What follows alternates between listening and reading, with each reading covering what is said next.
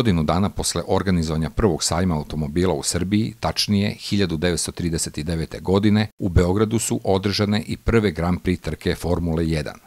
Staza oko Kalemegdana je bila atraktivna za vožnju i okupila je publiku iz cele zemlje, koja je uživala u automotosportu. Taj događaj nesumnjivo je za posledicu imao osnivanje klubova i širenje automotosporta u nas. I danas Srbija u ovoj sportskoj disciplini ima takmičare koji se nalaze u samom vrhu svetske rang liste.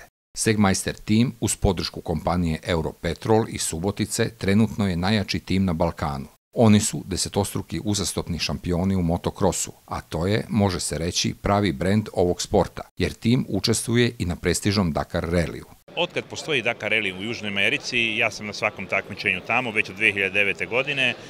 Momentalno najbolji rezultat što sam postigao na Dakar Rallyu, to je 8. mesto od privatnih ekipa na svetskoj sceni, znači to je fenomenalno i to sam postigao ove godine, 2013. godine, od 5. do 20. januara smo vozili trku, imali smo blizu 10.000 kilometara, svaki dan smo vozili od 700-800 km, ekipa je bila perfektna, zahvaljujući sponzoru Eurogasu i Europetrolu koji već nastupaju pored mene, znači koji me finansiraju već 5 godina, stvarno njima zahvaljujući mogu da vozim svetske kupove jer to mnogo košta. Sad za 15 dana putujem za Emirate u Abu Dhabiju, vozim svetski kup u reli u Abu Dhabiju. 2 puta sam već bio na tom takmičenju, oba puta sam napravio 20. mesto. Sad jurimo na 15. mesto, da budemo u topu 15 na svetskom kupu, to bi bilo fenomenalno. Apsolutno sam spreman, motor je isto tako i ja mislim ako ćemo imati malo sreće, stižemo do cilja. Da u kompaniji Europetrol brinu o autosportu govori podatak da u svojim redovima imaju najmlađeg šampiona koji je uspeo da pobedi i na taj način kao najmlađi takmičar ikada objedini pobede u kružnim i brdskim stazama. Takmičim se u Hondi Civic Typer u bojama Europetrola. Ove godine sam osvojio, to je 2012. osvojio šampion na brdskim stazama i bio vice šampion na kružnim.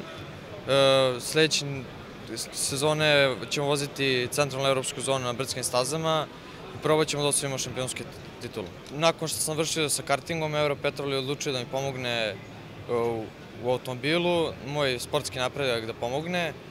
Nakon kraja 2011. kupili smo ovu Hondu koju sam vozio tokom prošle godine.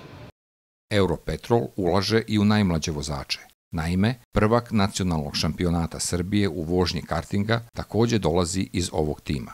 Ove godine sam osvojio šampionat, odnosno postao šampion za Srbiju 2012. godine u klasi 3. To je bilo ove godine, a za sledeću godinu se nadamo istom ili boljim rezultatima. Nema u mom gradu nijedna staza i puno se putuje, škola naravno trpi zbog toga, ali se trudimo da sve uskladimo i školu i ovaj sport. Ovaj tim iz Subotice predstavlja primer kako u kriznim vremenima uz dobru organizaciju, a pre svega veliku ljubav prema automotosportu, uspeh ne izostaje.